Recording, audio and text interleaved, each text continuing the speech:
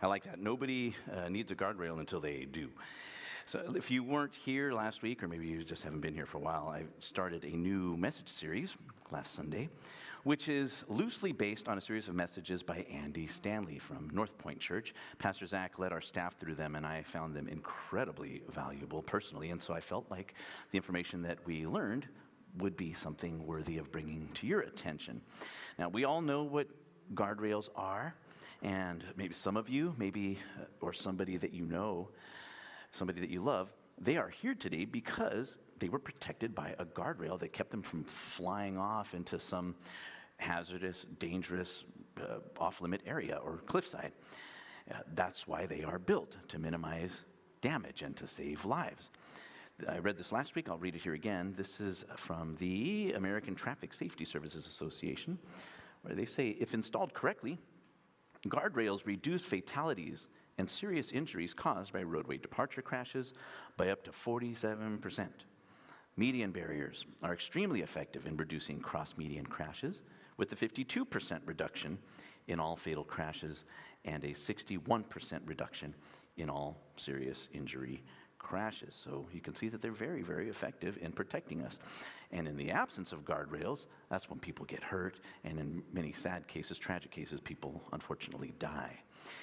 Well, the reason why I'm talking about guardrails for the next several weeks is because highways and bridges and cliffsides are not the only places where you and I need guardrails.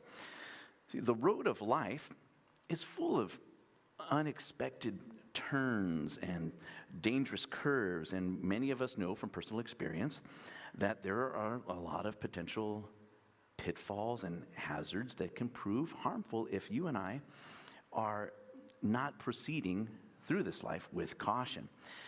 And, as I kind of said last week, if I were to go around the room and ask you, I think most of us would agree that our greatest regrets, and if you're like me, you have many of them, many of our greatest regrets could have been avoided had we put up some guardrails in our lives. Many of us know, maybe from personal experience, marriages and relationships have been shattered because folks didn't have guardrails.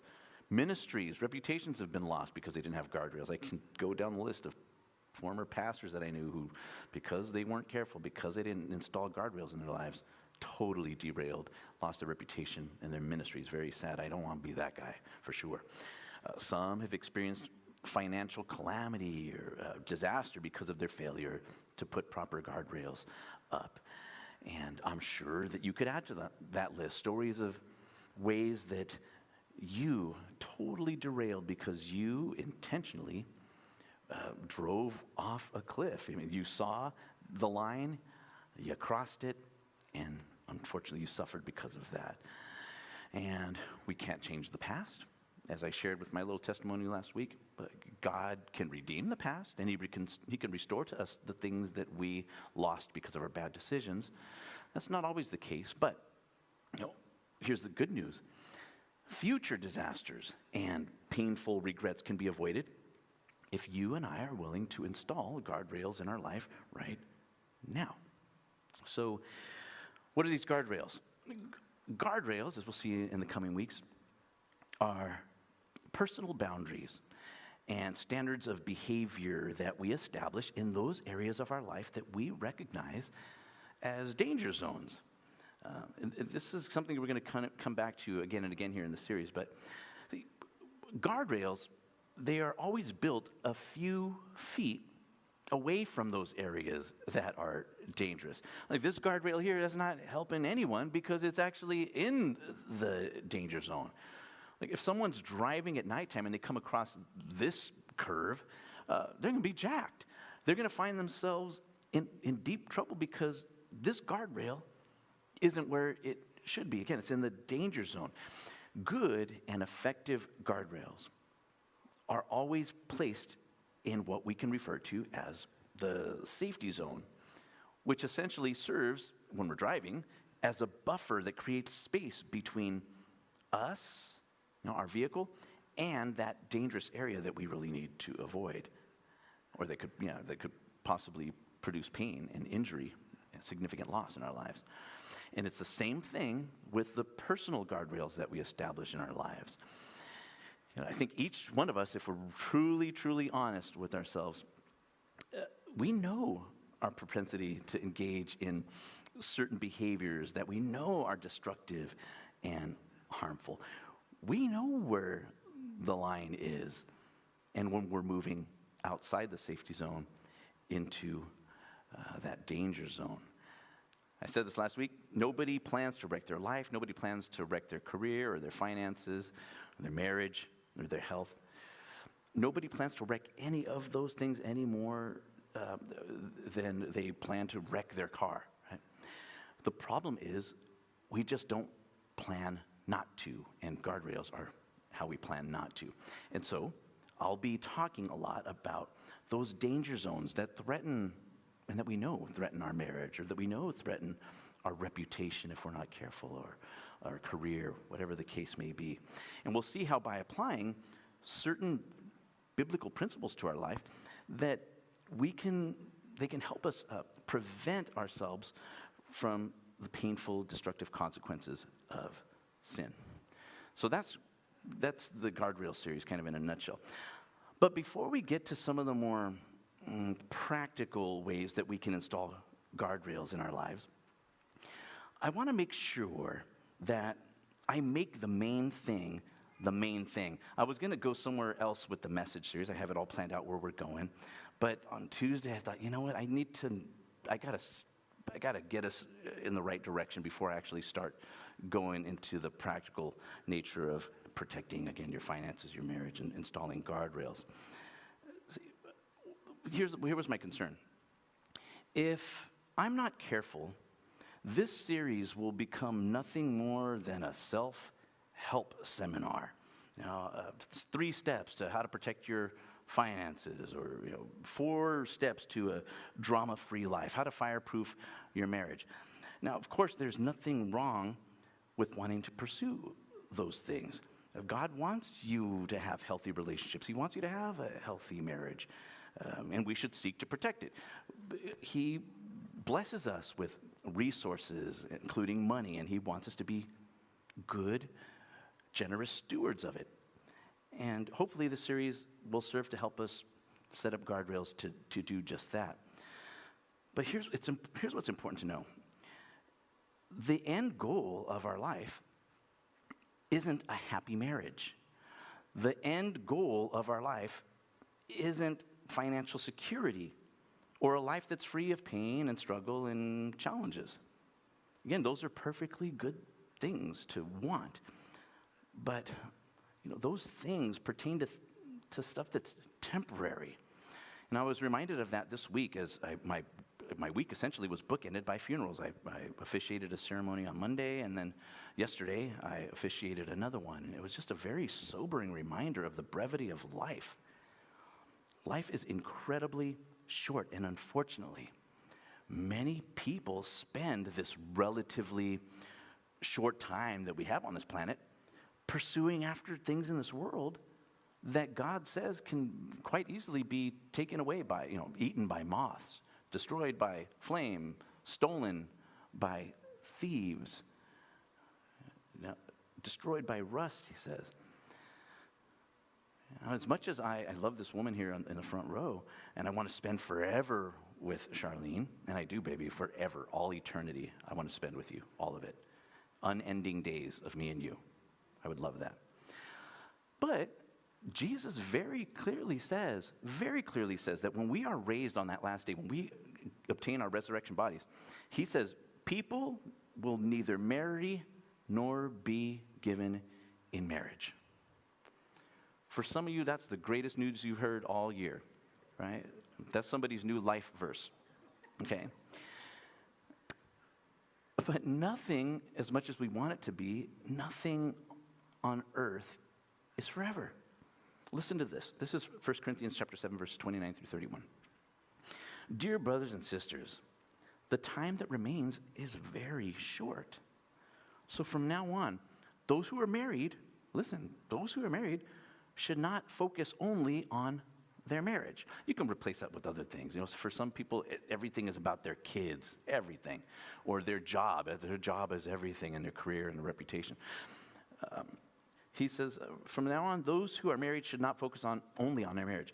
Those who weep or rejoice or who buy things should not be absorbed by their weeping or their joy or their possessions. And yet, how many people, it's all about their possessions and the fear of losing them. Those who use the things of the world should not become attached to them. For this world as we know it will soon pass away. And I'm not saying this to be a Debbie Downer. This is important, though, to know, to have this in the back of our mind, how quickly life is here and then gone tomorrow.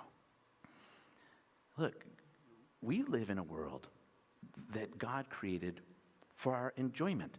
Let me read you something. This is from the Amplified version of the Bible. It's 1 Timothy 6:17. God richly and ceaselessly provides us with everything for our enjoyment. Friendships, good friendships, marriages, meaningful work, possessions, your influence and your reputation. Those are all wonderful things that have the potential to bring us love and joy.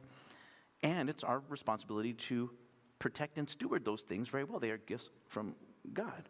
And ultimately, the scriptures say that we will be held accountable for how we steward those things, especially for those of us who've been given much, and many of us are those who've been given much. Much is required of us. So those things are great. You want a great job, you want to protect your finances, you have a nest egg for your retirement, all that is good. But when those things become our main focus and our main pursuit, what's going to end up happening with the series is that the guardrails that we establish and we put in place, they're just going to wind up serving as nothing more really than barriers that we hope will protect what is essentially an idol that we've created.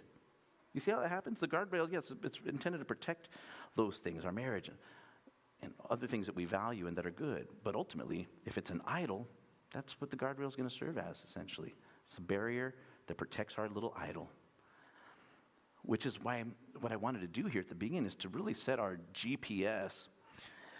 I want to set that toward the proper destination. And the destination for us is Christ.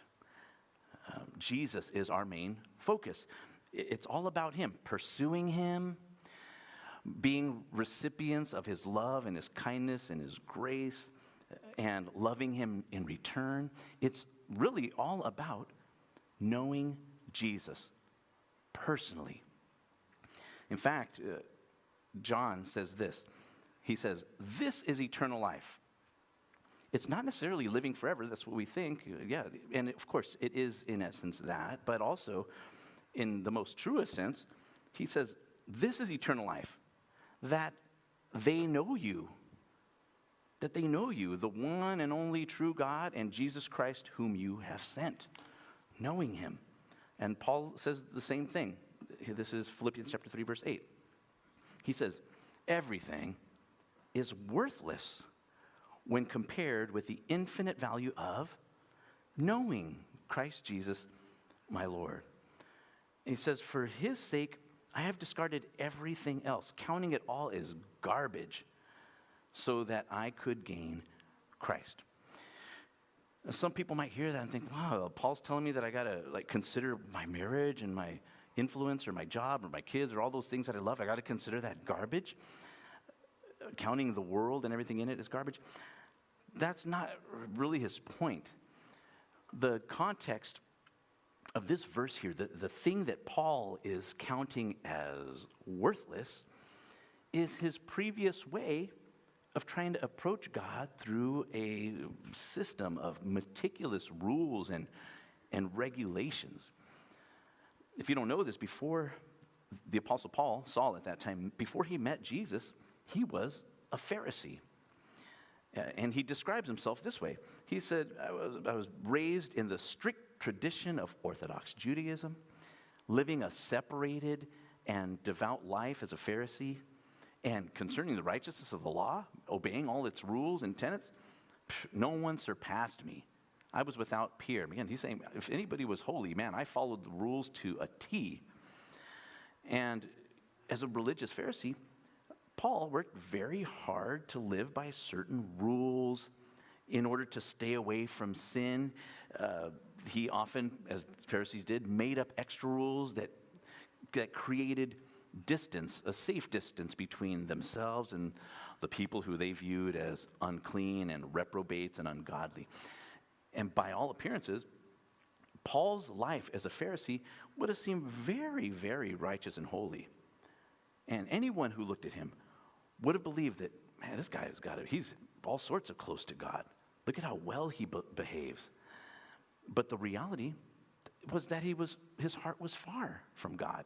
He referred to himself as an unbeliever at the point. Look at this is where he described himself in Timothy as formerly a blasphemer, a persecutor of God's people. He said he was a violent man, outwardly all righteous. No, inwardly and outwardly he was violent, as he had people essentially executed for believing in Jesus. But by setting up a bunch of rules and a bunch of guardrails, the Apostle Paul was able to fool himself and many other people into believing that he was just so righteous. But at the end of the day, because it was just empty religion. It was rule keeping. And that is the point that I felt was so important for me to communicate to you before we move into this guardrail series. See, setting up guardrails, while very important, otherwise I wouldn't be talking to you all about it for weeks. Setting up guardrails in and of themselves don't change people. And of course, we know that there's something to be said for having a spirit of determination and achieving some kind of outward change by an act of sheer will. Some of you do that in shaping your bodies. You subject yourself to all kind of crazy stuff, starving yourself and working out. There's something to be said. You can create outward change by just saying, I'm determined to do this and I'm going to. But real transformation, and I'm talking about transformation at the level of our heart and our spirit, that can only happen through our knowledge of Jesus Christ, by knowing him and the power of his Holy Spirit working in and through us. There is no program, there is no class, there is no cute little sermon series that can transform a heart. Only Jesus Christ can do that. So listen to this quote. This is from a book called Knowing Christ by Nate Sweeney. He says, too many times we tell people to stop doing this or that and try and focus on changing the outward symptoms while never addressing the inner issues of the heart and of sin. And all this leads to is a bunch of empty religion. This leaves people striving to do better, trying, recommitting their lives, failing, and then recommitting again. And it produces, that's my quote, that's not what he's saying, but that's what it does do. And it produces an environment, he says, where we all get really, really good at pretending. We get really good at managing our behaviors and sins at a surface level, while never really dealing with the root. But Jesus clearly understood and preached that salvation and victory over sin is an inward work that produces outward manifestations. That's why just setting you up to just a bunch of guardrails, a bunch of rules that you think are going to protect you, sure, I think they're helpful and beneficial. But ultimately, it's Christ who's going to change our heart. I'm really excited about this Guardrails series. And I believe that the biblical truths that we're going to be communicating will and can make a difference in our lives. But with that said, guardrails without Jesus are just another exercise in empty rules-based religion. And the danger with rules-based religion is that it creates a bunch of rule-following Pharisees who have the appearance of godliness. They look all righteous on the outside, but their hearts are far from God. And you know a gang of I'm sure you know Christians like that. Some of you are Christians like that. None of you here, but the 9:30 service, they are so crazy. But that you know them. Oh, they got great guardrails, and they never do this, that, or the other. But they're just as mean as a snake. They're always ticked off, always looking down their nose at somebody else. Look at what they're doing. What's the sin that they're engaged in? And guarantee you, they never look at themselves and how jacked up they are. That is so true. I'm talking to somebody who's watching. You know who you are. But that's a message that Pastor Mike's going to be preaching in a couple of weeks, so I'm going to leave it alone because that man gets me stirred up, and plus I'm hungry, so I need to just move away from that. But that's what empty religion does. It just makes you just a hypocritical, judgmental Pharisee. Man, that's really true. Rules-based religion has never saved anyone. It has never transformed a heart. But here's the great news. God has, if you're a believer, if you come to this place of putting your faith in Jesus Christ, He's given you absolutely everything that you need to have a good, healthy, godly life. It's just a matter of knowing Jesus in increasing measure. 2 Peter chapter 1, verses 3 through 5 says this: by His divine power, God has given us everything we need for living a godly life. You have it all in you. Jesus Christ lives in you. You have everything you need for living a godly life. And listen how you receive it. We have received all of this by coming to know Him, the one who called us to Himself by means of His marvelous glory and excellence. And because of His glory and excellence, He's given us great and precious promises. These are the promises in His Word that enable you to share His divine nature and escape the world's corruption caused by human desires. And so, in view of all of this, he says, make every effort to respond to God's promises. So, do you want healthy friendships that sharpen you and encourage you towards spiritual growth? Do you want a marriage that is satisfying and that honors God and is a reflection of Christ's love for His bride, the church? Do you want to be seen as wise and a generous steward of all those gifts and resources that God has given you? Or be set free from some harmful, destructive mindset? Guardrails can help you do that, but ultimately, it's Jesus and our knowing Him that is going to transform our lives and our marriages, protect our reputation, our friendships.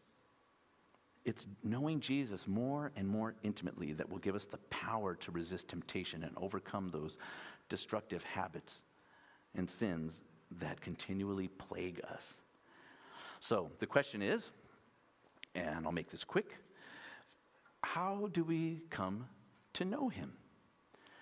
Well, here it says it's in view of His precious promises. Where are His precious promises communicated?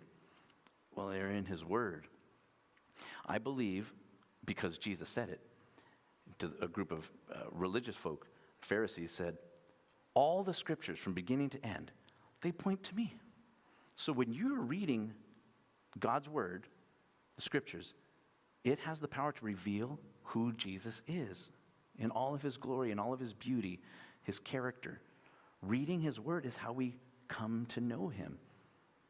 As we prayerfully search the scriptures, asking God to teach us, we can come to know our Lord in a way that radically transforms our life. And people will say, well, I don't have time to read the Bible. I think, and I say stuff like that. Like, I don't got time to do this, that, and the other. That we're just deceiving ourselves.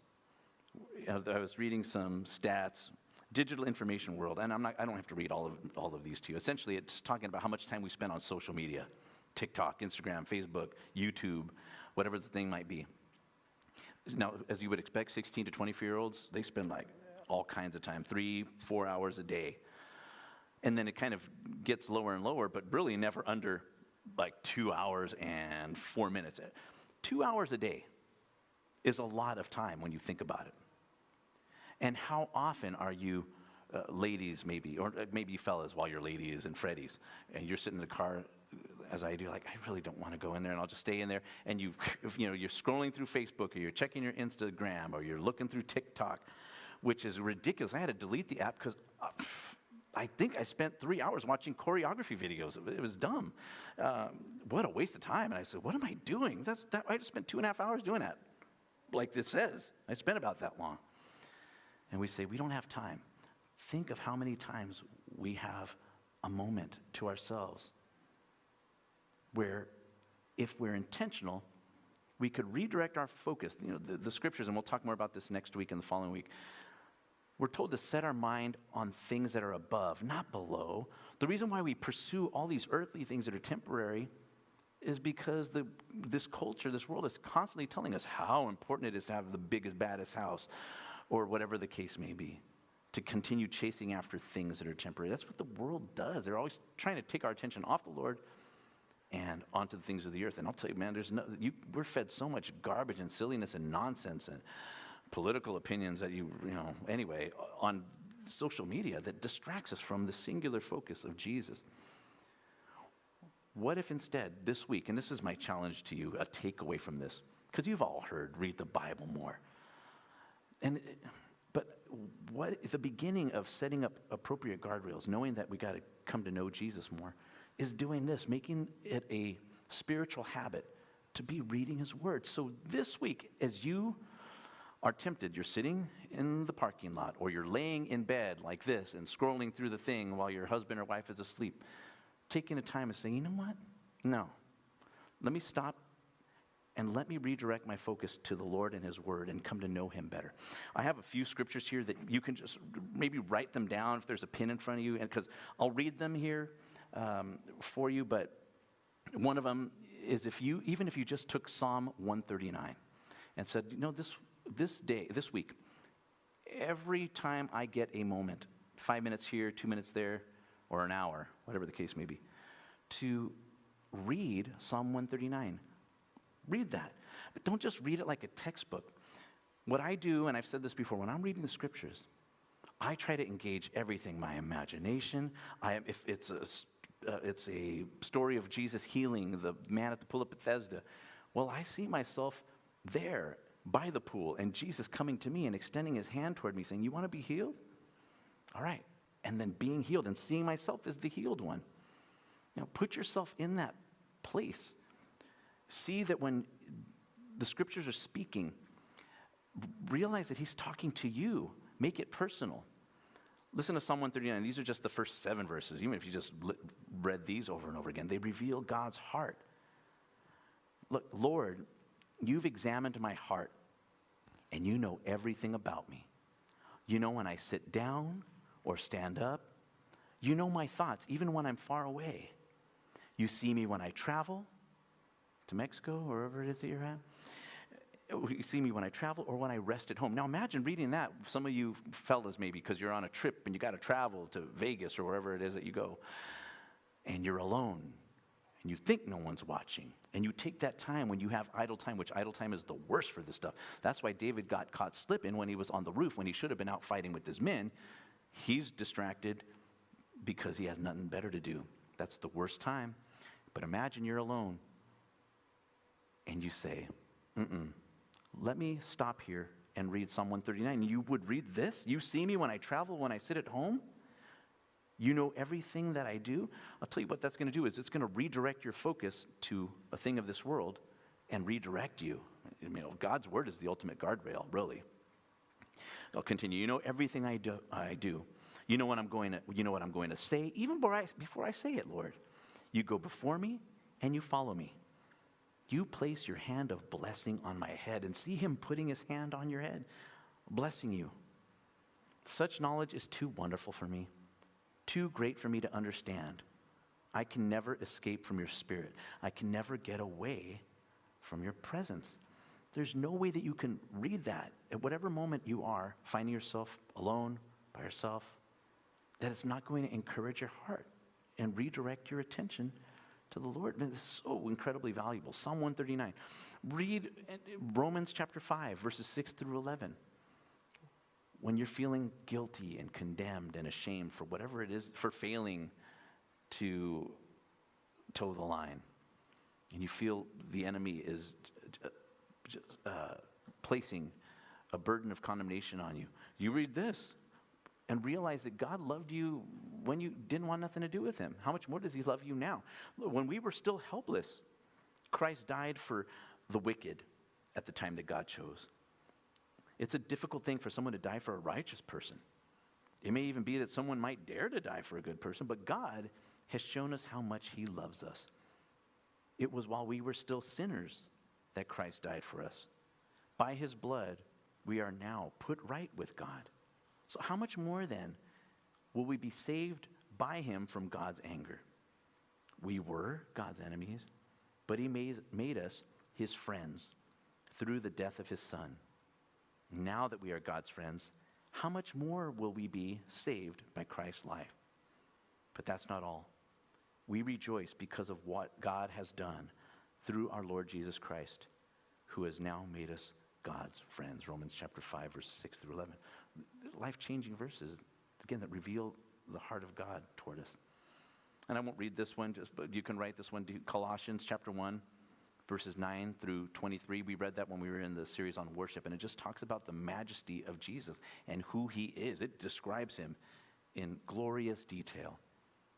And it'll humble you, and it'll make you fall in love with him, knowing that this one who it's speaking of, creator of the universe, that he loves you and died for you. That's amazing. Again, reading God's word will reveal the heart of Jesus to you. And as you come to know Jesus personally, experientially, as you read his word, you're going to begin to look and act like him. And you're going to begin to see his love and his characteristics being displayed and reflected in all areas of your life, in your marriage, in the workplace, through the way that you manage your finances and engage in friendships. So again, we can be hearers of this, but not be doers of it. Will you take the challenge this week, and hopefully it becomes a habit, in those quiet moments, take the challenge to read God's word and watch how it's going to radically transform your life, which is what ultimately this Guardrails series is all about.